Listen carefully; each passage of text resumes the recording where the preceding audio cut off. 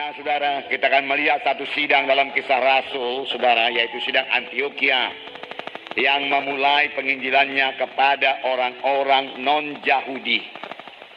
Sidang di Yerusalem melayani kepada orang-orang Yahudi.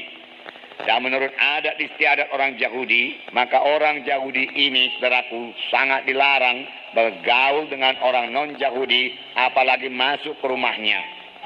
Waktu saudaraku Petrus, saudaraku, mengunjungi Kornelius dengan petunjuk daripada Roh Kudus, Petrus mengatakan hal ini. Engkau tahu betapa kerasnya larangan kepada kami orang Yahudi untuk bergaul dengan engkau. Tetapi Tuhan mengajari aku supaya aku tidak membedakan atau serupa orang, dia katakan. Oleh sebab itu Petrus pun datang ke rumah Kornelius dan mengabarkan Injil. Dan pada waktu Petrus mengabarkan Injil, Roh Kudus turun dan orang-orang di rumah Kornelius penuh dengan Roh Kudus dan mereka berkata-kata dalam bahasa roh dan bernubuat. Amin, saudara. Puji Tuhan. Memang kalau kita mematuhi Roh Kudus kita selalu berhasil.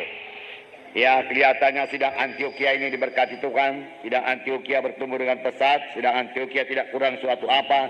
Sidang Antiokhia baik-baik saja, saudaraku.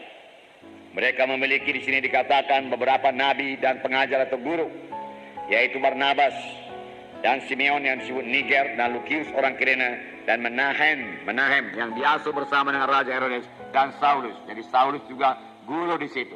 Sebelum dia jadi rasul, dia jadi guru dulu. Memang saudaraku dalam sidang Tuhan perlu guru dan nabi. Amin, saudara. Jadi saudaraku, sidang Antiokhia ini yang sudah diberkati Tuhan, mereka beribadah kepada Tuhan dan berpuasa. Beribadah artinya menyembah Tuhan, melayani Tuhan, saudaraku. Kalau kita mau melayani jiwa-jiwa, kita harus lebih dahulu melayani Tuhan. Amin. Beribadah di sini bukan berdoa minta ini, minta itu, minta berkat, tidak. Tapi mereka membesarkan Tuhan, memuliakan Tuhan, meninggikan Tuhan, menjunjung tinggi nama Tuhan. Saudaraku, mereka beribadah kepada Tuhan dan berpuasa. Dan apa, saudaraku? Berpuasa. Ini yang sangat kurang kita laksanakan, saudaraku. Oleh sebab itu kita juga kurang mendengarkan suara Roh Kudus. Karena kita kurang beribadah, kurang berpuasa, saudaraku. Kita berdoa juga. Tapi ya, mudah-mudahan doa kita jangan lagi doa minta-minta saja melulu, saudaraku. Kita beribadah kepada Tuhan, kita menyembah Tuhan, kita melayani Tuhan, saudaraku. Itu beribadah kepada Tuhan. Dan berpuasa, firman Tuhan berkata, maka berkatalah Roh Kudus. Setelah mereka beribadah kepada Tuhan, setelah mereka berpuasa, Roh Kudus mulai menunjukkan jalan, mulai menuntun sidang tersebut, mulai memberikan petunjuk kepada sidang Antiokhia, langkah-langkah apa lagi yang harus mereka ambil supaya sidang bertumbuh. Saudaraku, sidang bukan hanya pada satu tempat saja, sidang harus menginjil, saudaraku. Berpuasa, saudara, biarlah kita juga belajar puasa ini, tidak makan, tidak minum, saudaraku. Ya, sebisa-bisanya 24 jam. Kalau saudara belum bisa 24 jam, saudaraku, tidak makan, tidak minum, silakanlah minum air putih sedikit, saudara. Saudara bisa tahan, saudaraku. Di kali berikutnya, saudaraku, saudara boleh kurangi minumnya, saudaraku. Lama-lama, saudaraku, dalam tempo 24 jam, saudara tidak perlu air dan tidak perlu makanan. Saudara bisa puasa dengan baik dan bersekutu dengan baik dengan Tuhan. Dalam puasa kita perlu bersekutu dengan Tuhan. Tentunya sidang Antiokhia ini waktu dia beribadah kepada Tuhan dan berpuasa dia bersekutu dengan Tuhan. Itu sebabnya dia mendengar suara Roh Kudus. Amin. Apakah firman Tuhan disampaikan melalui nubuat? Saudaraku, tidak dituliskan di sini. Pokoknya mereka semua mendengarkan suara Tuhan.